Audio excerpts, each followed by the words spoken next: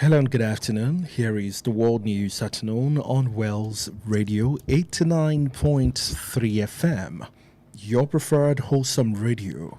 We are reaching you live from Wells Broadcasting House along Alafi Avenue, Oluyole Estate, Ibadan. I am Ajo Emmanuel Ojo. First, the headlines.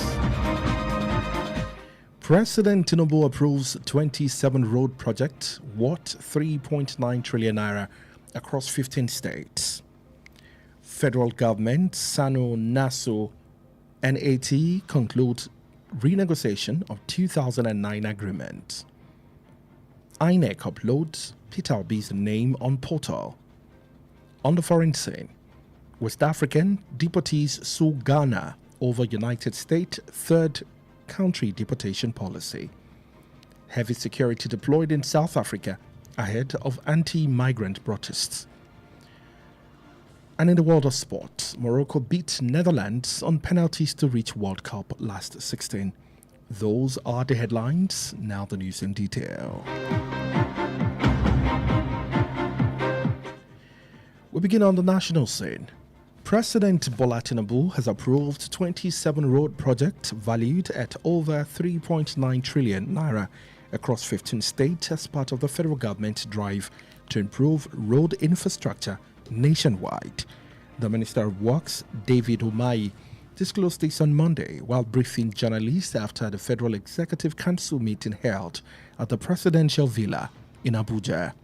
According to the minister, the approved projects span Adamawa, Benue, Cross River, Ebonyi, Ekiti, Kogi, Kwara, Lagos, Niger, Ondo, Osun, Oyo, Plateau, Taraba, and Yobe states. Umahi also said the council approved the full business care for the operation and maintenance concession of the Lagos-Ibadan Expressway and directed the commencement of reconstruction of field sections along the Ibadan axis using concrete pavement. The minister further announced that the first 118-kilometer section of the Abuja-Kaduna Highway, valued at 137 billion naira, has been completed.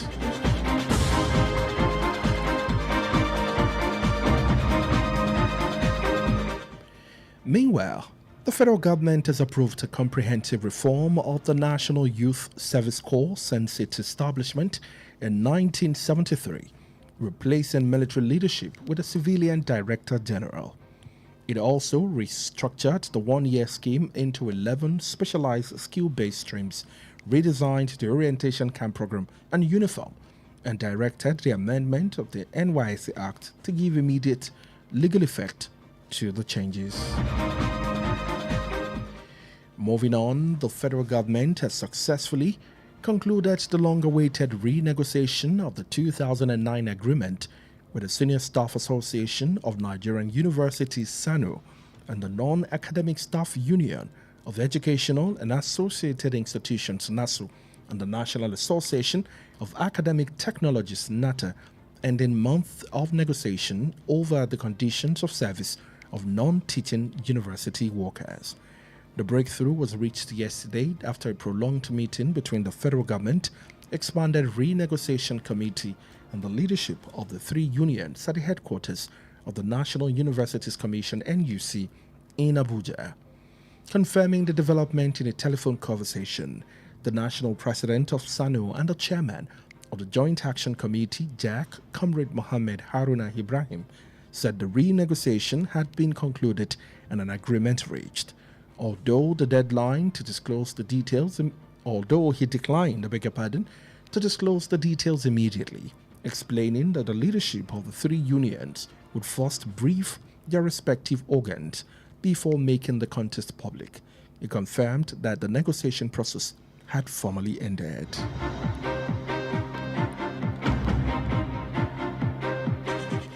And still in Nigeria, the national leader of the Nigeria Democratic Congress, NDC, has announced that the party has uploaded the name of its presidential candidate, Peter Obi, to the Independent National Electoral Commission INEC nomination portal. The party leader disclosed this in a statement on Monday, saying the NDC had filed an appeal against a recent court ruling alongside an application for a stay of execution, which had been served on the INEC chairman and the commission.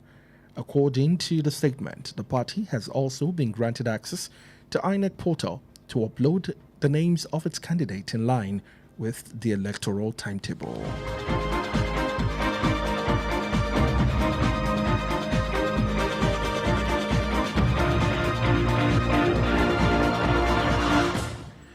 And now to the foreign scene. Lawyers have filed the case against the government of Ghana at ECOWAS Community Court of Justice over the treatment of migrants deported from the United States under its third country deportation policy. The legal team says the suit was filed on behalf of deportees who were sent to Ghana by the United States after American court ruled that they could face torture or persecution if returned directly to their home countries. According to the lawyers, some of the deportees were later repatriated by Ghana, while others were reportedly taken to neighboring Togo without valid travel documents. The lawsuit was filed on Monday by a legal firm in collaboration with the Counsel Law School Transnational Dispute Clinic in the United States and Global Strategic Litigation Council, a coalition of non-governmental organizations. The case is before the ECOWAS Community Court of Justice in Abuja, the highest judicial body of the Economic Community of West African States. So on the foreign scene, police officers have been deployed across South Africa because of fears of the anti-immigration protest that could turn violent, as the President Cyril Ramaphosa urged those planning to take part to do so without intimidation, threats, or ultimatums. The planned protest marks an unofficial deadline set by campaigners for all undocumented foreigners to leave the country. Many have already fled to escape violence and intimidation. South African police says 25,000 have been repatriated so far. Most are from other African countries.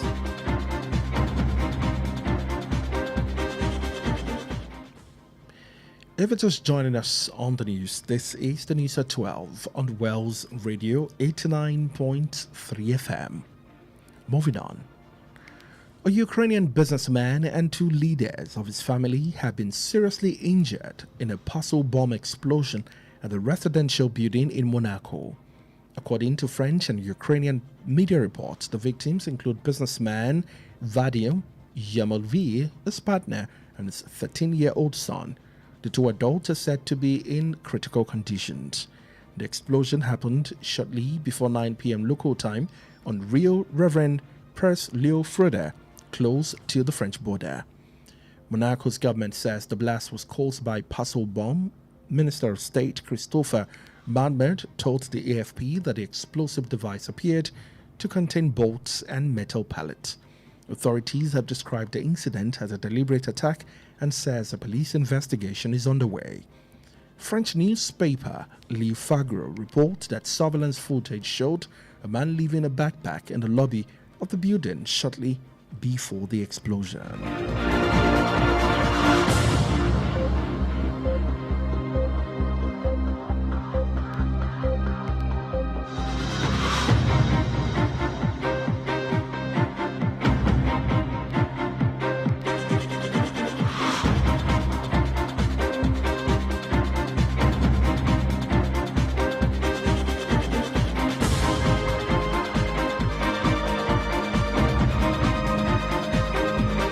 And finally, in the ever exciting world of sport, Monaco have advanced to the last 16 of the FIFA World Cup after defeating the Netherlands 3-2 on penalties following a 1-1 draw in Mexico. Ismail Saibari scored the winning penalty for Morocco after goalkeeper Yassine Bouno saved Crescencio Somerville's spot kick in a dramatic shootout. The victory set up a round of 16th clash with Canada on Saturday. In another upset, Germany have been eliminated from the tournament after losing their first ever World Cup penalty shootout to Paraguay. Kai Havertz equalized after Julio Enzio had given Paraguay a halfway lead, but Germany's hopes were dashed after Hassanes and Newcastle United Nick, a weltermate, had their penalties saved by goalkeeper Orlando Giel, while Jonathan Tah also missed from the spot. Paraguay's Joe Scannell converted the decisive penalty to send his aid into the last 16, where they will face either France or Sweden. And with that, we have come to the end of the news at 12, but before we go, here are the highlights. President Bola Tinubu has approved 27 road projects valued at over 3.9 trillion across 15 states as part of the federal government's drive to improve road infrastructure nationwide. The federal government has approved a comprehensive report of the National Youth Service Corps since its establishment in 1973, replacing military leadership with a civilian director general. The national leader of the Nigeria Democratic Congress (NDC) has announced that the party has uploaded the name of its presidential candidate, Peter Obi, to the Independent National Electoral Commission (INEC) nomination portal. And on the foreign scene, we brought you reports that lawyers have filed a case against the government of Ghana at the ECOWAS Community Court of Justice over the treatment of migrants deported from the United States under its third country deportation policy.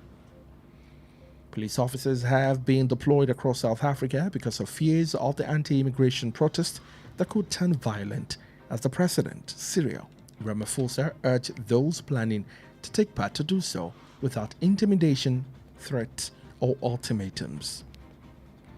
A Ukrainian businessman and 2 members of his family have been seriously injured in a parcel bomb explosion at a residential building in Monaco. And finally, in sport, Morocco have advanced to the last 16 of the FIFA World Cup after defeating the Netherlands 3-2 on penalties following a 1-1 draw in Mexico. The bulletin was compiled and edited by Kunle Olowu. Stay connected with us on all social media platforms at Wells Radio 893. Also like our Facebook page at Wells Radio 893 FM fan page. You can also listen live on our website www.wellsradio893.com. You can call or WhatsApp Wells Radio Newsroom for any eyewitness account on 0916 893 2000. 0916 893 2000. Thank you for listening to the news at 12. I am Ayo Emmanuel Ojo. Good afternoon. God bless you.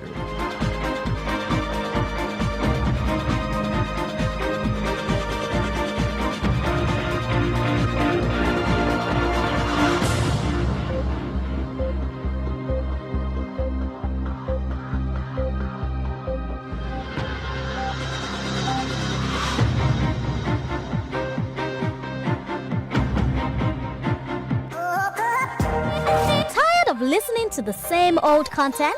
Tune in to Wells Radio 89.3 FM, the only radio other radio stations listen to.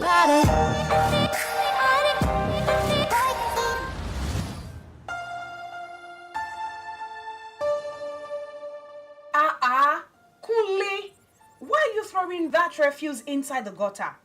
Omo babe, don't worry, Jare. Once rain starts now, it will wash everything away. Wash it away to where? That's how our drains get blocked and the whole community gets flooded. And you are very correct too. I never thought about it that way. And it's not just about flooding. Dumping refuse carelessly causes dirty surroundings, bad smells, mosquitoes, and diseases like cholera and typhoid, Kunle. You are very right, my dear. Last year, our street was flooded because people blocked the drainage with rubbish. Exactly.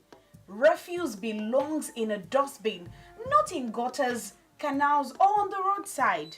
From today, I will dispose my waste properly and encourage others to do the same. A clean environment is everyone's responsibility. Don't dump refuse in drains or open spaces. Dispose of waste properly and keep Nigeria clean, healthy, and flood-free. This message was brought to you by Wells Radio 89.3 FM.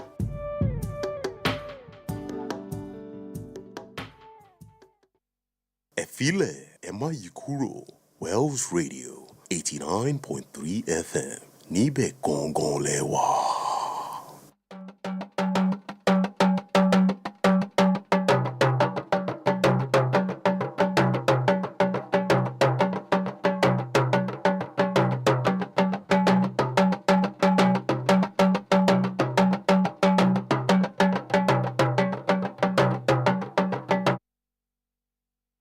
Ẹ káàsán o àkójọpọ̀ ìròyìn àgbáyé ló ń dé sí ti gọ̀yìn láti ìkànnì kànga àgbọ̀nmọ̀gbẹ̀ Wells Radio 89.3 FM ti àkàlẹ̀ sí òpópónà Aláàfin Avenue Olúyọ̀lé Estate Ìbàdàn. Oyè Ọlọ́run Adégòkè ni oníròyìn yín. Ṣáájú ẹ̀gbọ́n àwọn kókó tó wà nínú ìròyìn náà.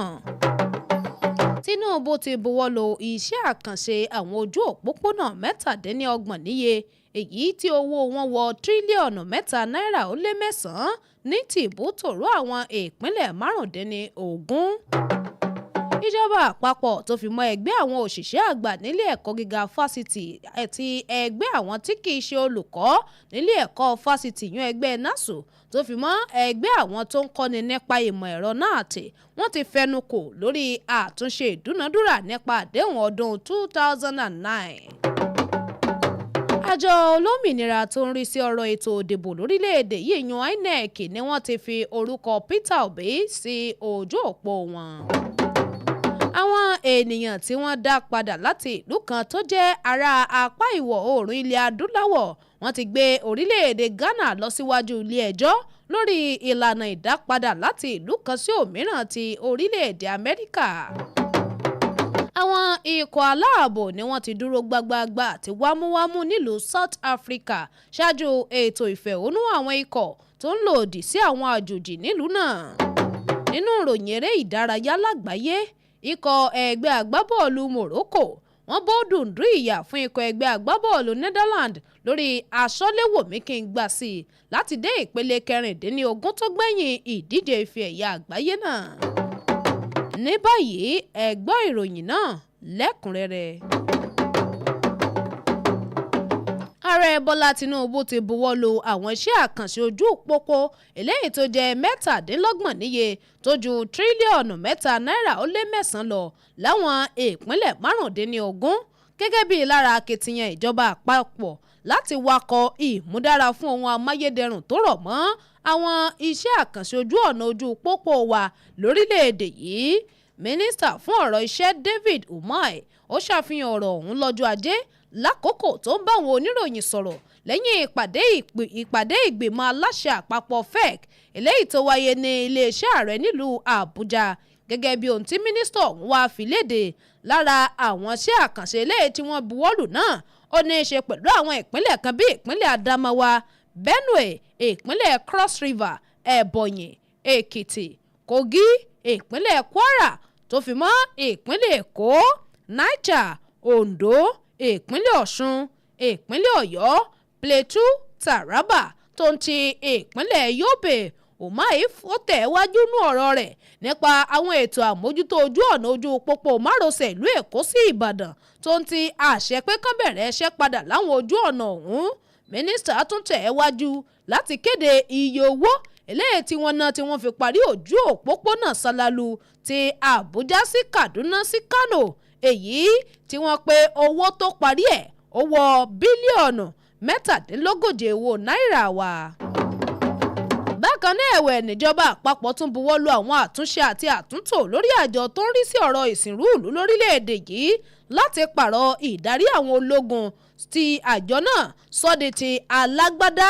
Wọ́n tún wá mú àtúntò bá ètò ọ̀hún pẹ̀lú àwọn ìmọ̀ ìkọ́ṣẹ́ ọwọ́ 11 ọ̀tọ̀ọ̀tọ̀ tó fi mọ́ àtúnṣe ètò gbọ̀ngàn pàgọ́ ibi wọ́n ti ń ṣètò lánilọ́yẹ̀ wọn tó ń ti aṣọ àwọn àgùnbánirọ̀. Wọ́n sì pàṣẹ wípé káwọn àtúnṣe ìwé òfin àjọ tó ń rí sọ́rọ̀ òsìnrú ìlú ọ̀hún kó bẹ̀rẹ̀ sí ní ti àyípadà ọ̀hún.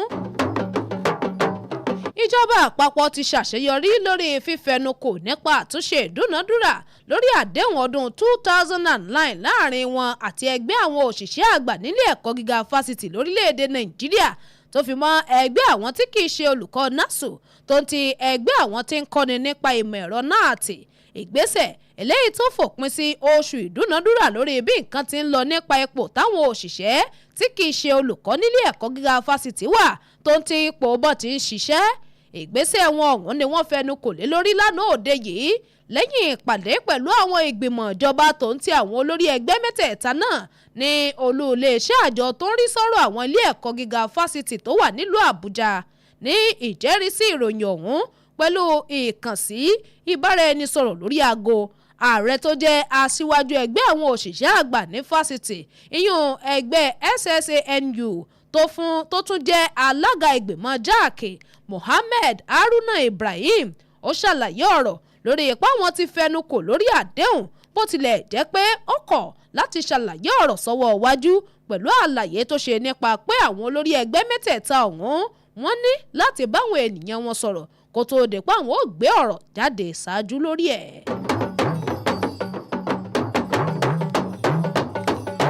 Olórí ẹgbẹ́ òṣèlú Nigerian Democratic Congress NDC ló ti kéde pé ẹgbẹ́ òṣèlú ọ̀hún ti forúkọ olùdíje dupò ààrẹ wọn Peter Obi sọwọ́ sí ojú òpó èyí tí wọ́n fi ń forúkọ àwọn olùdíje wọn tí wọ́n bá fà kalẹ̀ sọwọ́ sí àjọ olómìnira tó ń rí sọ́rọ̀ ètò ìdìbò INEC.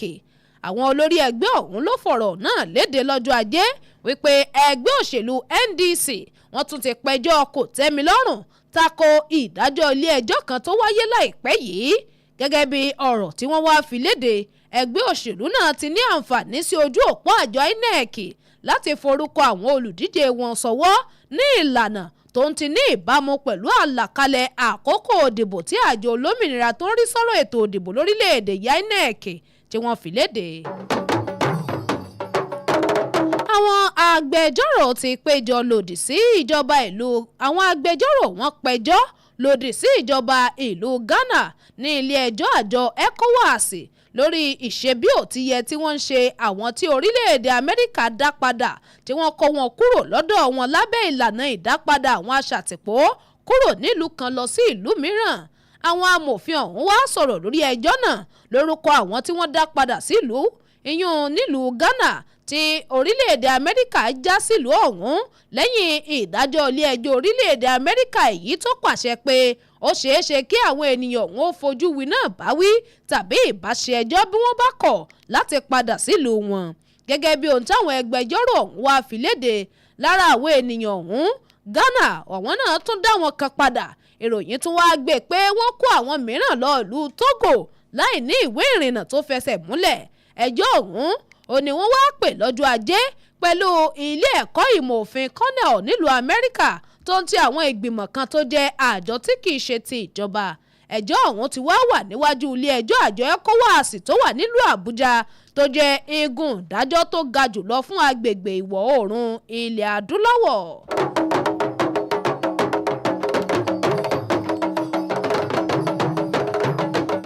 South Africa wọ́n ti tú àwọn òṣìṣẹ́ ọlọ́pàá jáde síta nítorí ìbẹ̀rù bojo lórí ìfẹ̀hónú àwọn tó ń lòdì sí àwọn àjèjì tí wọ́n wà nílùú ọ̀hún.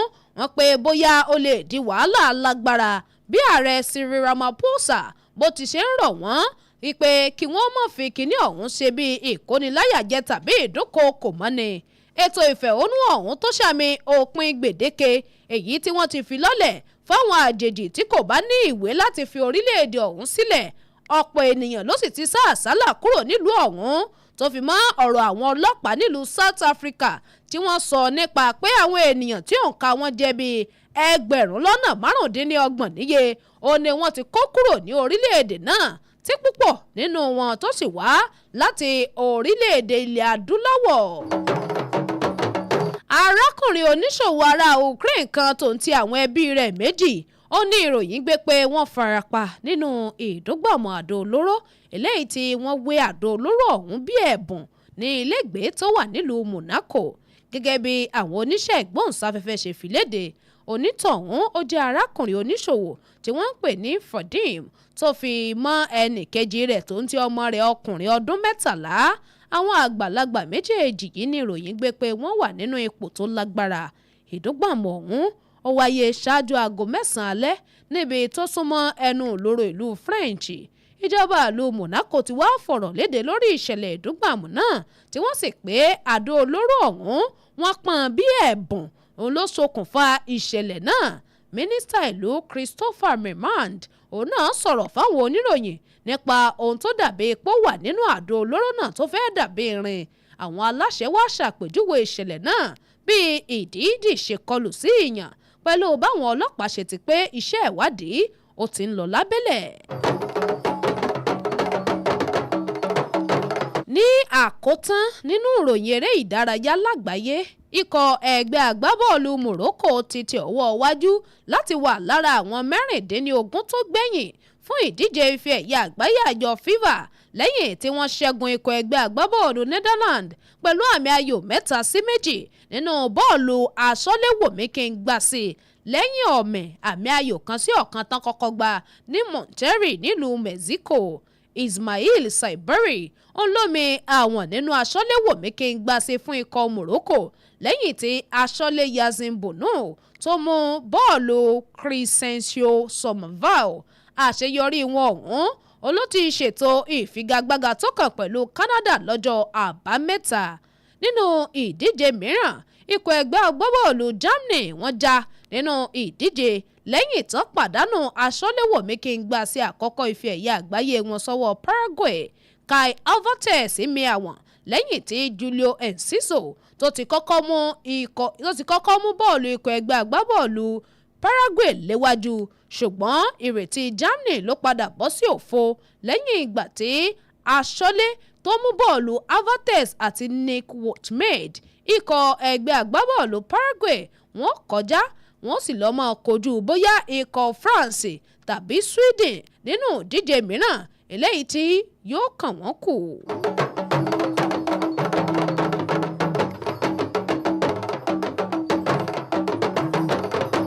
Èyí lópin àkójọpọ̀ ìròyìn àgbáyé fún tọ̀sán òní, ṣùgbọ́n kí n tó máa lọ ẹgbẹ́ àwọn kókó tó wà nínú ìròyìn náà lẹ́ẹ̀kan sí i. Ààrẹ Bọ́lá Tinubu buwọ́lu iṣẹ́ àkànṣe ojú òpópónà 27 tó ju tírílíọ̀nù 3 náírà ó lé 9 lọ láwọn ìpínlẹ̀ 15 níye. Ìjọba ti buwọ́lu àtúntò àjọ tó ń rí sí ọ̀rọ̀ ìsìnrú ìlú, wọ́n pààrọ̀ ipa adarí rẹ̀ láti ti ológun sí ti alágbádá. Olórí ẹgbẹ́ òṣèlú NDC ti kéde pé ẹgbẹ́ òṣèlú àwọn ti forúkọ olùdíje dupò ààrẹ wọn Peter Obi sọwọ́ sójú òpó àjọ olómìnira tó ń rí sọ́rọ̀ ètò ìdìbò lórílẹ̀‐èdè yìí yan INEC.